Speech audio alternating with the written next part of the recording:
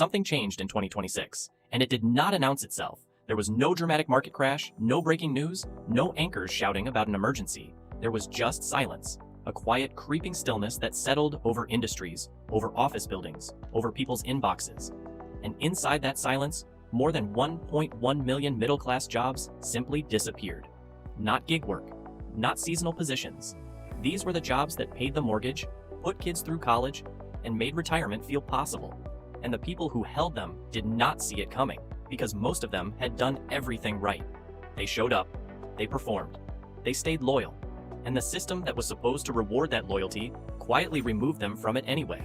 According to Challenger, Gray and Christmas, more than 200,000 job cuts were announced in just the first quarter of 2026.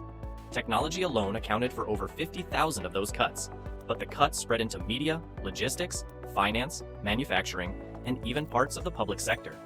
At the same time, Gallup data shows that only about 28% of workers currently believe this is a good time to find a quality job, a dramatic drop from just a few years ago. So what is actually happening? Is this a cycle the economy will work through as it has before? Or is something more fundamental changing? The honest answer, backed by the data, is that this is not a cycle. It is a structural shift. It is changing how companies operate, how workers are valued, and what the concept of job security actually means going forward. Let's break it down. Part 1. Layoffs are no longer a last resort. For most of recent economic history, layoffs carried a specific meaning. When a company announced significant job cuts, it was a signal that something had gone wrong. Earnings were missed, demand collapsed. Management had made costly errors and was now paying the price. Cutting jobs was understood as a last resort, a painful measure taken only when there was no other option. That understanding shaped how workers, investors, and analysts interpreted workforce reductions. Layoffs meant crisis. That assumption no longer fits what is happening in 2026. The most important thing to understand about the current wave of cuts is not the scale of any individual announcement. It is how consistent the cuts have become across industries, regardless of whether those companies are actually struggling. We are watching layoffs at companies that are profitable, growing, and in some cases, sitting on substantial cash reserves. The decision to cut is no longer being made from desperation. It is being made from calculation. To understand why, you have to look at the three forces that are driving this shift simultaneously. The first is cost structure. Labor has always been one of the largest and most controllable expenses on a company's balance sheet. When margins face even moderate pressure, not crisis, just pressure, reducing headcount is one of the fastest ways to respond. Unlike long-term investments in infrastructure or technology, layoffs can be executed quickly and produce immediate, visible financial impact. That speed and visibility makes them attractive as a management tool in ways they simply were not before. The second force is market expectation. Public companies do not operate in a vacuum. They operate under constant, relentless pressure to demonstrate efficiency to the people and institutions that hold their stock. And in the current investor environment, growth alone is not enough. Investors are looking for disciplined spending and predictable margins. Announcing significant layoffs, even when the underlying business has not fundamentally changed, can send a signal that management is being proactive. In a perverse way, cutting thousands of jobs can actually cause a stock price to rise. That dynamic creates an incentive structure that did not exist in previous decades at the same intensity. The third force is internal reallocation. Many of the companies making headlines for large-scale cuts are not simply shrinking, they are shifting. Teams in certain functions are being reduced while investment flows into other areas. Data infrastructure, automation tooling, AI development, specific new product lines. From the outside, it looks like a net loss of jobs. From the inside, it is often described as a redistribution of resources toward higher priority areas. Both things can be true simultaneously, and the distinction matters when trying to understand what is really happening. What this means in practical terms is significant. If layoffs are being used as a regular management tool rather than an emergency response, they are not going to stop when economic conditions improve slightly. They become part of how companies continuously adjust to changing business priorities.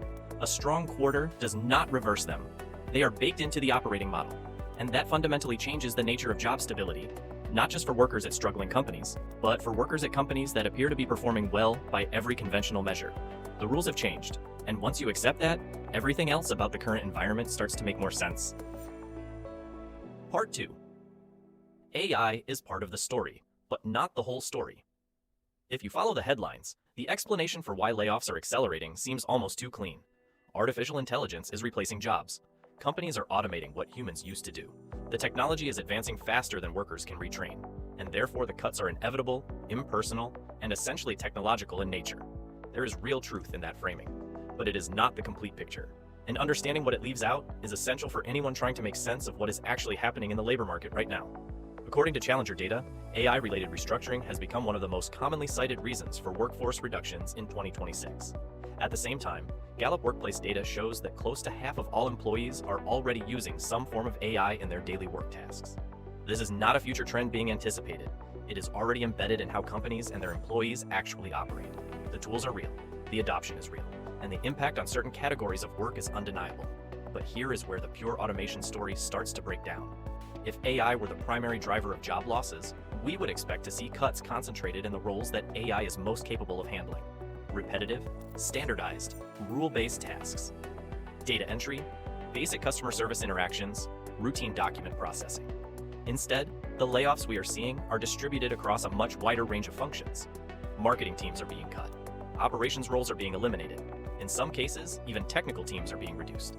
These are areas where current AI systems still have real and documented limitations, particularly when tasks require judgment, coordination, interpretation of context, or management of real-world variability. There is also a timing problem with the pure AI narrative. Many companies began making significant cuts before their AI systems were actually capable of replacing the roles being eliminated. The technology was announced, investment was committed, roadmaps were presented to investors, but the capability was not yet there. If automation were the clean, direct cause of the job losses, we would expect the cuts to follow deployment of working systems. Instead, many of the cuts preceded that deployment, which tells you that the AI explanation is being used to justify decisions that are being driven, at least in part, by other pressures. The first of those other pressures is cost arbitrage. A substantial portion of what looks like job elimination from the outside is actually job relocation. Roles that existed in high-cost labor markets, major American cities, expensive European capitals, are being moved to regions with significantly lower labor costs. From a headline perspective, it registers as a job loss. From an operational perspective, it is redistribution. The work still exists. It is just being done somewhere else by someone earning less. This has been happening for decades in manufacturing. It is now happening in knowledge work at an accelerating pace. The second pressure is hiring discipline. Instead of executing dramatic visible layoff announcements, many companies are managing workforce reduction through attrition. When an employee leaves voluntarily, for a better offer, a career change, personal reasons, the company simply does not fill the role. The position stays open indefinitely. Over time, this produces a gradual and significant reduction in total headcount without triggering the kind of media coverage that formal layoff announcements generate. The effect on employment levels is similar, but the mechanism is slower and quieter. The third factor is what you could call the AI expectation gap. The early rollout of AI-driven automation has not always delivered what was promised on the timelines that were promised. AI performs well on narrowly defined, repetitive tasks in controlled environments. It struggles with multi-step processes that require real-world judgment and with situations that fall outside its training distribution. Some companies that moved quickly and aggressively to replace entire teams with automation are now dealing with the consequences of that decision. Slower output, more errors, frustrated customers, and internal systems that require more human oversight than was originally anticipated. They are not necessarily rehiring at scale, but they are slowing down further cuts while they recalibrate. The accurate picture is not a single cause. It is a combination of pressures hitting simultaneously: technology creating genuine displacement, costs rising, investors demanding efficiency, labor arbitrage relocating work, and attrition being used as a quiet reduction tool. AI serves as the public narrative covering multiple different operational decisions under a single acceptable headline. Because these are structural forces rather than a single cause, they are far less likely to reverse when any one factor improves. Part 3. What layoffs are doing to wages and bargaining power. When layoffs are isolated, the labor market absorbs them. But when they become widespread and consistent across multiple industries simultaneously, the dynamic changes. The impact begins to ripple through how much jobs are worth, how much leverage workers have in negotiating compensation, and what the realistic options are for someone navigating the market right now. The data on worker confidence tells a clear story. According to the New York Federal Reserve, the average perceived probability of finding a new job within 3 months is now around 45%. That is not just a measure of how difficult the search actually is. It measures confidence, and confidence directly shapes behavior. When people believe finding work will be hard, they change what they are willing to accept and how long they can sustain the pressure of looking. Long-term unemployment is becoming significantly more common: 6 months, 9 months, even longer. And a compounding disadvantage sets in. The search takes longer, which creates a gap, which makes the next application harder, which extends the search further. This is where the wage and bargaining power impact becomes concrete. when a large number of workers are competing simultaneously for a reduced number of open roles. Employers gain negotiating leverage they did not previously hold. They can structure offers differently. Lower base salaries, reduced benefits packages, higher performance requirements, longer evaluation periods before full compensation kicks in. In a tight labor market where candidates have options, those terms would be rejected. In the current environment, they are more frequently accepted. Not because workers want to accept them, but because the alternative is more uncertainty and a longer gap. The result is what you could describe as a silent reset of compensation expectations across the labor market. There is no official announcement that salaries are being lowered. There is no visible policy change. The adjustment happens gradually and quietly through the mechanics of individual hiring decisions. New offers come in below what the market was paying 2 years ago for equivalent roles. Candidates accept terms they would have walked away from previously. Over months and then years, those individual decisions aggregate into a new baseline. And because the adjustment is distributed and gradual, it does not generate the kind of public response that a visible policy change would. You can already see early signals of this in how job listings are written. Roles that were previously straightforward now come with expanded scope, more required skills, broader responsibilities, hybrid functions that previously would have been split across multiple positions. Compensation does not increase at the same pace. In many cases, it does not increase at all. The company gets more for less, and current market conditions give them the leverage to do it. Duration compounds this effect.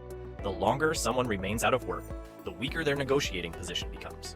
Financial pressure, declining savings, fixed expenses that do not pause, begins to override previous salary expectations. A worker determined to hold out for a role matching their previous compensation may find that determination eroding by month 4 or 5. By month 7, the decision is often no longer about the right role. It is about ending the uncertainty. And employers know this. What would have been rejected at month 2 is accepted at month 6. When this pattern plays out simultaneously across technology, logistics, media, and finance, workers cannot pivot to a better sector. The pressure is everywhere, and that simultaneity transforms individual hiring decisions into a structural shift in market-wide compensation. Part 4. The psychological cost. Nobody measures economic analysis of layoffs focuses almost entirely on measurable outputs. Employment numbers, wage levels, placement rates, search duration, these matter, but they miss a dimension shaping everything else. The psychological cost of the current environment is real, significant, and affecting far more people than just those who have lost jobs. It is affecting how employed workers think, how they make decisions, and what they are willing to risk. At scale, those behavioral changes feed back into the economic system in ways that matter. Survey data shows that only about 23% of unemployed individuals report staying consistently motivated throughout their job search, and approximately 31% report having stopped actively looking altogether at certain points. Not because they gave up on wanting work, but because the process itself became psychologically difficult to sustain. Application after application sent into silence. Roles that seemed like a strong fit generating no response. Weeks passing without a single interview. This is not an experience that keeps motivation high. Rejection plays a central and underappreciated role in how job searches unfold psychologically over time. In a compressed, competitive market, candidates are sending more applications than ever before while hearing back from a smaller percentage of them than ever before. It is not unusual to see accounts of hundreds of applications generating only a handful of first-round interviews. The effort required to sustain a search at that volume is significant. And when the ratio of effort to positive outcome is that unfavorable for months at a time, the psychological response is predictable. People become discouraged.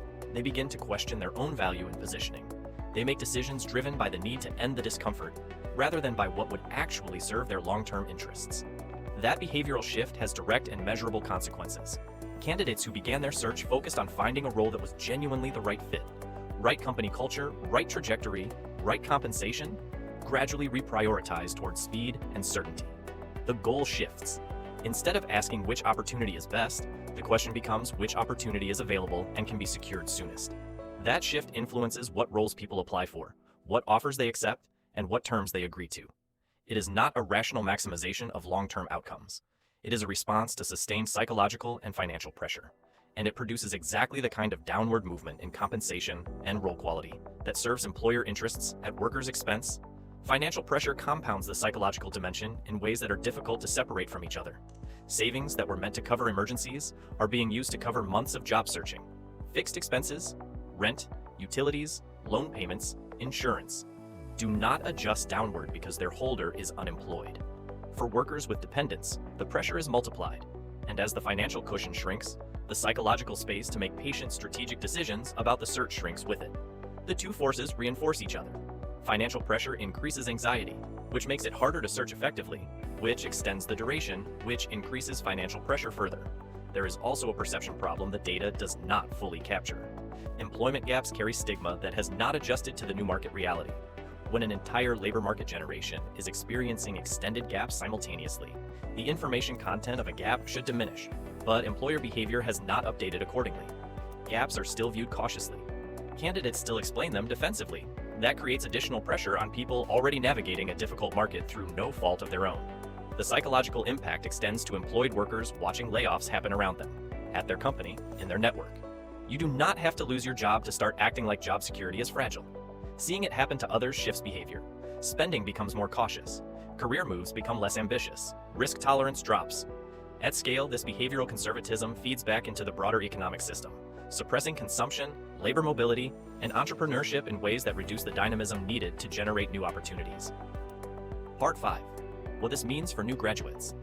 If the previous sections describe pressure building on workers who already have careers and experience, this section describes something perhaps more concerning. The same pressure hitting people before they have had a chance to build either. For a long time, there was a relatively clear and reliable path from education into the workforce. It was not guaranteed for everyone, and it was never entirely smooth. But it was predictable enough that people could plan around it with reasonable confidence.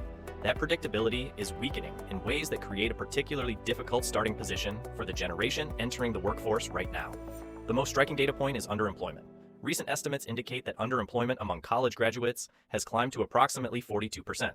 That means nearly half of graduates are working in roles that do not require their level of education, that do not utilize the skills they spent years and substantial money developing, and that do not provide the kind of career foundation that the education was supposed to build. This is not a minor mismatch at the edges. It is the dominant experience of a significant portion of the people entering the workforce with the credentials that were supposed to provide access to stable, quality employment. At the same time, employer sentiment toward hiring recent graduates is becoming more cautious and in some cases more negative. Survey data suggests that a notable share of employers are hesitant to hire entry-level candidates, with concerns about readiness, productivity timelines, and the cost of onboarding and training someone who is starting from the beginning. In the current environment where companies are trying to do more with less, and where every headcount decision is being scrutinized more carefully, the investment required to bring a new graduate to full productivity is being weighed more critically than it was during periods of expansion. This creates a structural trap that is genuinely difficult to escape. Entry-level roles, the positions that were historically the entry point to professional careers, are increasingly being listed with requirements for prior experience. 1 to 3 years of relevant work history for a role explicitly designated as entry-level. That requirement makes the listing internally contradictory, but it reflects a real shift in what companies are willing to accept.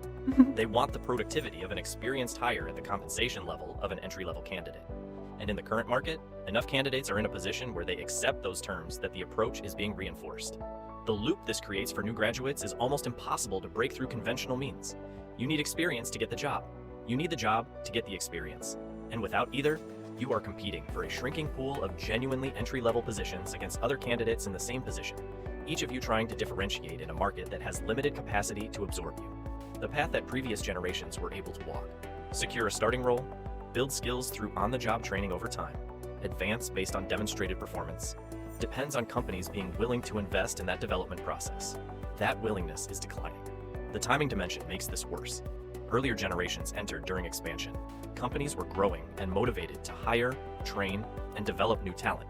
When you enter during contraction, companies are not looking for people to develop. They want people who are already productive. And graduates compete not just with each other, but with laid-off experienced workers re-entering at whatever level they can secure. A hiring manager choosing between a recent graduate and a laid-off professional with 5 or 10 years of relevant history will, in most cases, choose the latter, even for a role described as entry-level. Lower risk, faster time to productivity. In a market where risk tolerance is low, that comparison works against new entrants consistently. What this produces is a generation beginning professional lives at a structural disadvantage that compounds over time. Starting in a mismatched role means slower skill development, lower initial compensation, a weaker network, and a career trajectory that begins below where it should have. The first job shapes what the second job can be. The second shapes the third. A difficult starting point does not doom a career, but it creates headwinds that take years to overcome. And because this is happening simultaneously to a large portion of an entire generation, rather than isolated individuals, the aggregate effect on that generation's economic outcomes will be significant and lasting. Part 6. Stability itself has changed. If you were to identify the single most consequential shift happening across the entire labor market right now, it might be this. The concept of job stability has changed. Not weakened slightly, not become less reliable at the margins. Changed fundamentally in ways that require updating how individuals think about their careers, their financial planning, and their relationship with the organizations they work for. For a long time, certain types of employment were understood to be categorically more stable. Government roles offered civil service protections that made them essentially permanent. Large corporations were safer simply because of their scale. Long tenure employees had earned protection through loyalty and accumulated knowledge. These assumptions were reflected in compensation structures, benefits, and the way workers made long-term decisions like buying homes and planning retirements. Those assumptions are becoming unreliable. Hundreds of thousands of public sector roles have been affected by restructuring over the past year. Government employment, historically the most stable category of all, is no longer exempt. And the evidence from large profitable corporations is equally clear. Tenure and institutional knowledge no longer provide the protection they once did. Employees with 20 years at a single organization are receiving termination notices alongside colleagues who joined last year. The deeper shift is in how organizations conceptualize employment itself.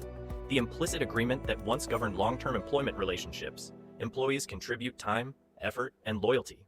Organizations provide stability, development, and a degree of security in return, is changing. Employment is increasingly being treated as a variable cost to be optimized rather than a fixed commitment to be honored. Headcount expands and contracts more frequently and more readily than it did in previous eras. Roles evolve faster, responsibilities shift, entire functions are restructured on timelines that would have been considered disruptive and damaging to organizational culture in earlier periods. From a business perspective, this approach has clear logic. Flexible cost structures, faster response to market conditions, more predictable margins for shareholders. But the downstream effect on workers is severe. When employment is a variable cost rather than a commitment, predictability disappears. And the financial decisions most people need to make across a lifetime, buying homes, starting families, saving for retirement, depend on exactly the income predictability that is becoming harder to rely on.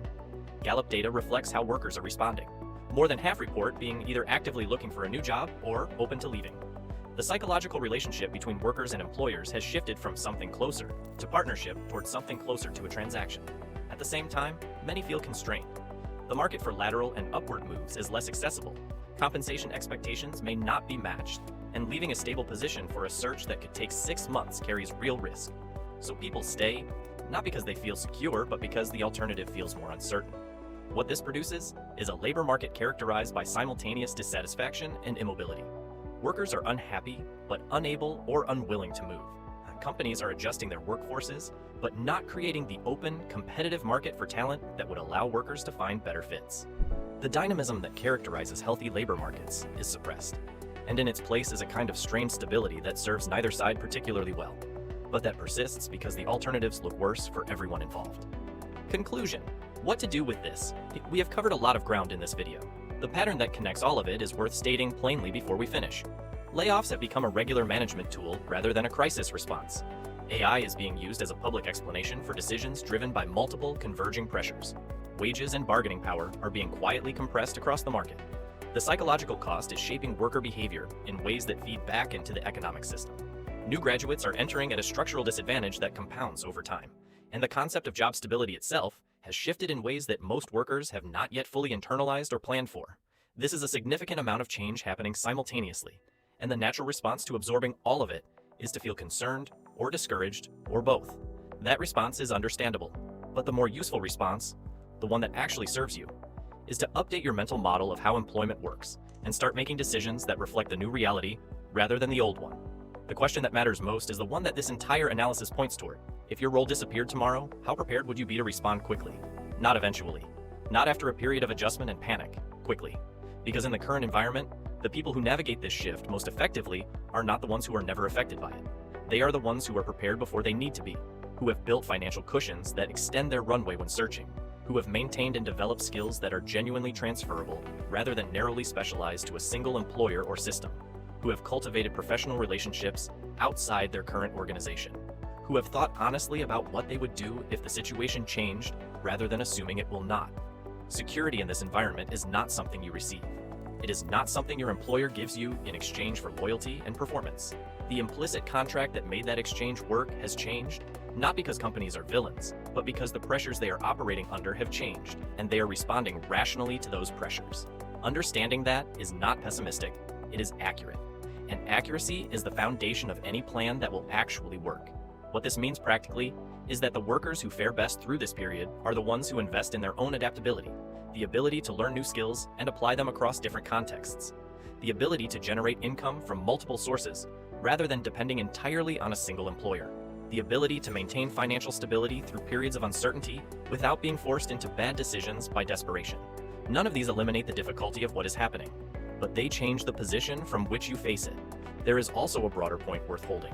Every major shift in how the economy is organized has disrupted existing employment patterns. The Industrial Revolution displaced agricultural workers. Computers displaced clerical workers. Globalization displaced manufacturing workers. Each transition was real and difficult.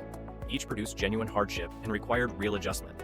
And each eventually produced a new equilibrium, not identical to what came before, not better for everyone, but one that created new paths forward.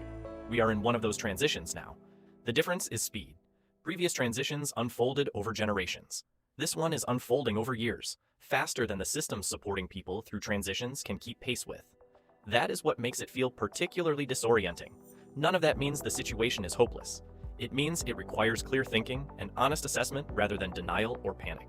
The people who will look back on this period and say they navigated it well will be the ones who saw it clearly, who understood what was changing, updated their expectations accordingly, and took concrete steps to build resilience before the pressure arrived at their door. Security in this environment is not assumed, it is built. And the best time to build it is before you need it. If this video gave you a clearer picture of what is actually happening in the job market right now, hit the like button and drop a comment telling me where you are seeing these patterns in your own industry or career. I read everyone. And subscribe if you want to keep watching content that covers what is actually happening in the economy. Without the spin, without the false reassurance, and without pretending the situation is simpler than it is. See you in the next one.